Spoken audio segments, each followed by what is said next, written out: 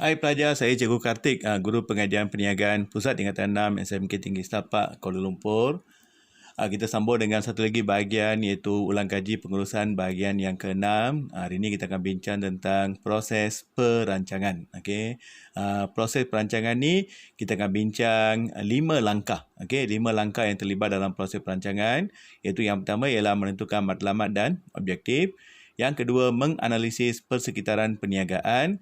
Yang ketiga, membentuk alternatif tindakan, menilai alternatif dan memilih alternatif tindakan. Ini adalah fakta khusus. Jadi kena sebut dengan tepat ya. Ingat, proses ni mesti kena sebut ikut turutan langkah yang betul. Menentukan matlamat, analyse persekitaran, bentuk alternatif, nilai alternatif dan memilih alternatif. So ada 5 langkah ya. Apakah langkah yang pertama, iaitu menentukan matlamat dan objektif. So uraiannya, pengurus atasan akan menetapkan. Jangan ulang balik menentukan, beritahu pemeriksa menetapkan. Matlamat umum organisasi. Umum maksudnya matlamat secara keseluruhan untuk sesuatu organisasi, dan matlamat ni melibatkan jangka masa panjang, iaitu 3 hingga 5 tahun. So tu rujuk pada menentukan matlamat. Ingat yang pertama kita buat matlamat umum, matlamat yang menyeluruh atau objektif secara menyeluruh dan melibatkan jangka masa yang panjang.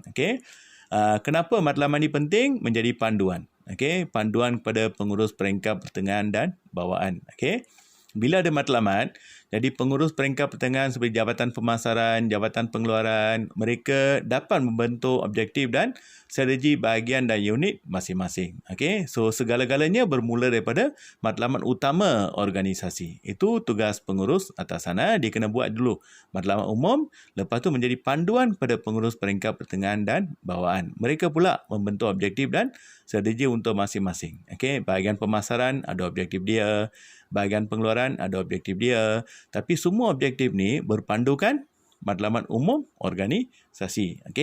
Contohnya, pengurus besar syarikat Prabon menetapkan sasaran hasil jualan pada tahun 2020 ialah 300 juta. Ini matlamat umum organisasi. Dia nak capai target jualan 300 juta. Jadi, Jabatan Pengeluaran, Jabatan Kewangan, Jabatan Sumber Manusia, Jabatan Pemasaran ni, objektif dia mesti berpandukan objektif utama ni. Segala objektif jabatan ni berpandukan objektif utama organisasi. Langkah yang kedua, kita menganalisis persekitaran perniagaan. Kita tengok environment kita. Persekitaran dalaman dan luaran. Persekitaran dalaman ni rujuk pada pekerja kita macam mana. Lepas tu kita tengok pelanggan kita macam mana. Alatan yang kita gunakan tu macam mana. Teknologi kita macam mana. Itu dalaman. Yang luaran pula kita tengok keadaan ekonomi, keadaan politik macam mana, lepas tu sosio budaya, kita tengok faktor luaran pula. So kamu kena kaji, persekitaran dalaman dan luaran. Jangan ulang balik perkataan menganalisis, guna perkataan mengkaji. Kenapa kita perlu kaji persekitaran ni? Supaya kita boleh buat ramalan perubahan persekitaran pada masa hadapan. So keadaan pada masa akan datang ni bergantung pada apa yang ada pada masa sekarang. Contohnya, kalau kita ada pekerja yang berkemahiran tinggi, kita boleh jangkakan produktiviti kita akan meningkat pada masa akan datang. Itu kenal pasti corak persekitaran sekarang. Contohnya, pengurus besar syarikat perniagaan Prabon ni mengkaji arah aliran permintaan pasaran. Dia tengok trend permintaan pasaran macam mana. Semakin meningkat ke, semakin menurun. Dia tengok keadaan ekonomi macam mana. Melambung ke, meleset.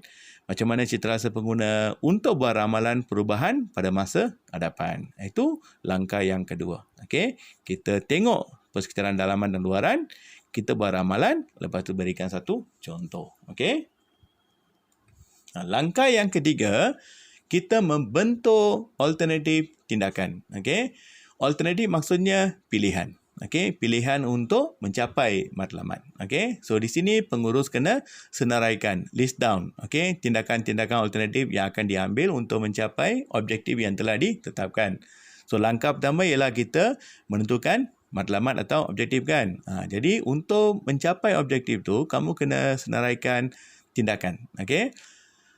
Pengurus perlu mengkaji kekuatan, kelemahan, peluang dan ancaman. dari persekitaran perniagaan iaitu dalaman dan luaran semasa membentuk alternatif. Jadi dia kena tengok apa kekuatan dan kelemahan kita.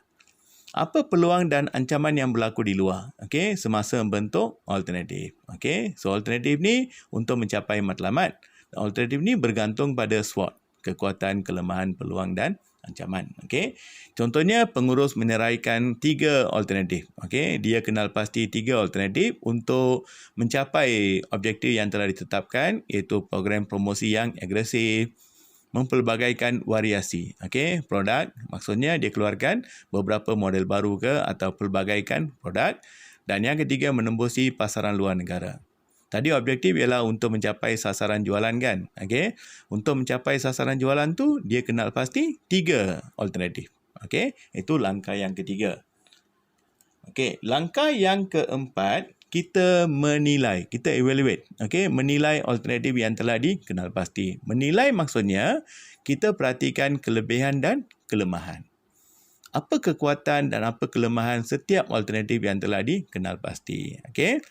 Jadi kita mengkaji kemungkinan kejayaan. Adakah alternatif ni boleh berjaya atau tidak? Okey, what is the tahap kejayaan untuk setiap alternatif yang telah dikenal pasti? Dan semasa kita menilai ni, kamu juga kena ambil kira keupayaan syarikat dan kelemahan syarikat. Kamu dah capai sasaran jualan. Okey, katakan sasaran jualan ni 1 juta. Kamu kena ambil kira keupayaan syarikat. Adakah syarikat ada modal yang cukup? Adakah kita ada pekerja yang mencukupi? Pada masa yang sama, tengok kelemahan syarikat. Okey, katakan syarikat ni ada modal yang terhad. Jadi, bila kita menilai alternatif ni, kamu juga kena ambil kira keupayaan syarikat, kemampuan syarikat. Okey. Contohnya, pengurus besar syarikat perabot mendapati kelebihan program promosi agresif ialah boleh meningkatkan jualan sebanyak 20%, tetapi kelemahannya ialah kos operasi akan meningkat sebanyak 30%. Itu langkah yang keempat. Okey. Langkah yang terakhir, kita memilih alternatif tindakan. Choose the best one. Okey. Macam mana kita nak memilih? Kamu kena susun alternatif mengikut keutamaan. Susun dari atas ke bawah.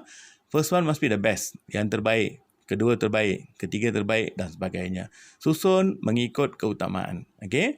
Dan kamu kena pilih tindakan alternatif yang terbaik, the best one. Okey? Dan boleh membawa kejayaan pada syarikat.